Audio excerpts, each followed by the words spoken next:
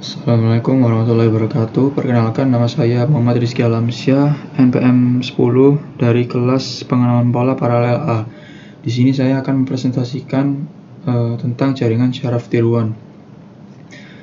Yang pertama, jaringan syaraf tiruan itu adalah prosesor yang terdistribusi besar-besaran secara paralel yang dibuat dari unit proses sederhana yang mempunyai kemampuan untuk menyimpan pengetahuan berupa pengalaman dan dapat digunakan untuk proses lain menurut Haykin 2009. Jaringan syaraf tiruan dibentuk sebagai generalisasi model matematika dari jaringan syaraf biologis manusia dengan asumsi bahwa satu, pemrosesan informasi terjadi pada banyak elemen sederhana atau neuron.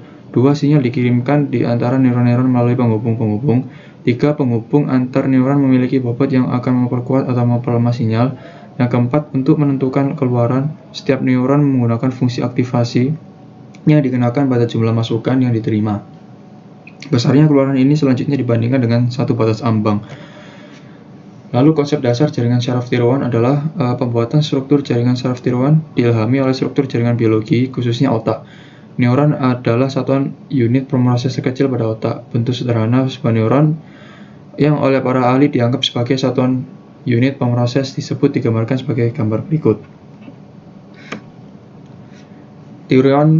Neuron dalam struktur jaringan syaraf tiruan adalah sebagai elemen pemroses yang dapat berfungsi seperti halnya neuron. Sinyal masukan A dikalikan dengan masing-masing penimbang yang bersesuaian W. Kemudian dilakukan penjumlahan dari seluruh hasil perkalian tersebut dan keluaran yang dihasilkan dilakukan ke dalam fungsi perengkatif untuk mendapatkan tingkatan derajat sinyal keluarannya. Walaupun masih jauh dari sempurna, namun kinerja dari tiruan neuron ini identik dengan kinerja dari sel biologi yang kita kenal saat ini. Prinsip jaringan syaraf tiruan. Prinsip jaringan syaraf tiruan ditentukan oleh 3 elemen dasar model syaraf, yaitu satu sel dari sinapsis atau penghubung yang masing-masing digolongkan oleh bobot atau kekuatannya. 2, sebuah penambah untuk menjumlahkan sinyal-sinyal input. Yang ketiga, sebuah fungsi aktivasi untuk membatasi amplitude output dari neuron. Fungsi ini bertujuan untuk membatasi jarak amplitude yang diperbolehkan oleh sinyal output menjadi sebuah angka yang terbatas. Lalu karakteristik dari jaringan syaraf tiruan. Yang pertama, dapat belajar dari pengalaman. Kedua, algoritma untuk JST beroperasi secara langsung dengan angka sehingga data yang tidak numerik harus diubah menjadi numerik. Yang ketiga, tidak boleh diprogram untuk menghasilkan keluaran tertentu. Yang keempat, pada proses pembelajaran ke dalam JST dimasukkan pola-pola input dan output, lalu jaringan akan diajari untuk memberikan jawaban yang bisa diterima. Lalu jaringan syaraf tiruan ditentukan oleh 1, pola hubungan antar neuron, 2, metode penentuan bobot-bobot sambungan, dan yang ketiga, fungsi aktivasi. Arsitektur jaringan syaraf tiruan. Pada jaringan syaraf tiruan, neuron akan dikumpulkan dalam lapisan-lapisan atau yang disebut layer, yang disebut dengan lapisan neuron. Neuron-neuron pada satu lapisan akan dihubungkan dengan lapisan-lapisan sebelum dan sesudahnya. Ada beberapa arsitektur jaringan syaraf, antara lain jaringan dengan lapisan tunggal atau single layer net, jaringan dengan banyak lapisan atau multi layer net, dan jaringan dengan lapisan kompetitif atau competitive net. Berikut adalah contoh dari arsitektur jaringan syaraf tiruan. Yang pertama, single layer net. Single layer net memiliki satu lapisan dengan bobot-bobot terhubung. Jaringan ini hanya menerima input, kemudian secara langsung akan mengelolanya menjadi output tanpa harus melalui lapisan tersembunyi.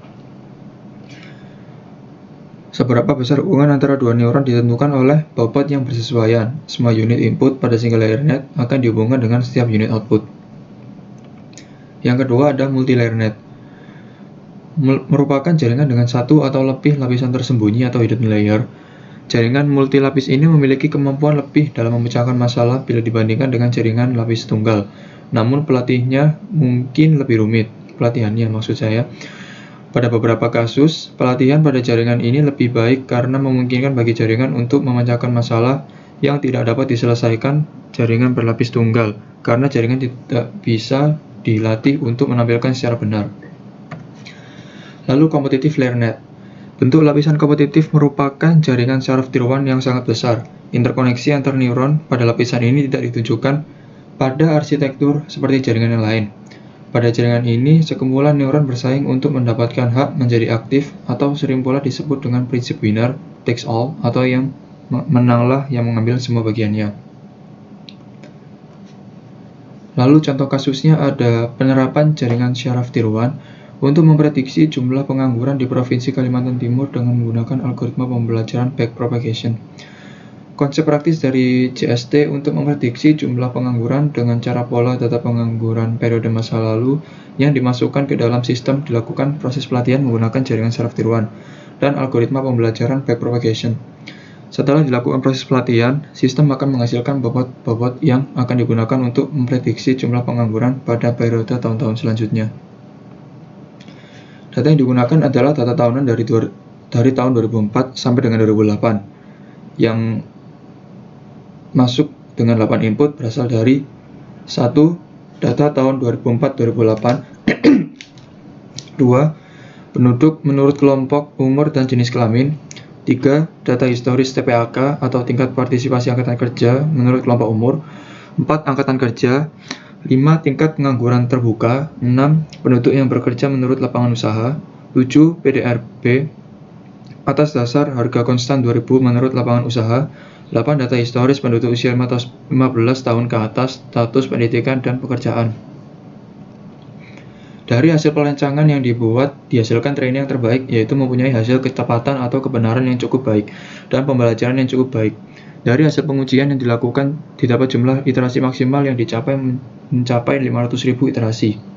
Dan diperlukan pembelajaran 13 jam terhadap seluruh pola yang diberikan. Setelah dilakukan training dan testing pola-pola yang dilatih, diperoleh hasil bahwa tes terhadap pola-pola tersebut benar atau akurat. Rata-rata error jaringan pada proses testing adalah sebagai rumus berikut, di mana YI adalah nilai aktual data 0,74779, YI nilai hasil prediksi 0,74779, dan N jumlah nilai testing 8. Karena jumlah data yang besar mengakibatkan lamanya proses training, setelah dilakukan pelatihan dengan maksimum epoch 500.000 dengan neuron pada hidden layer 10 neuron, dari hasil training model jaringan saraf tiruan yang telah dibuat dengan konstanta belajar 0,1, keberhasilan dalam memprediksi jumlah pengangguran dengan RMSE sebesar 13,7001521. Jadi, setelah proses training dan testing dapat diprediksi jumlah pengangguran pada tahun 2009 adalah 133.104 orang. Terima kasih. Sekian presentasi dari saya. Mohon maaf apabila ada kekurangan. Wassalamualaikum warahmatullahi wabarakatuh.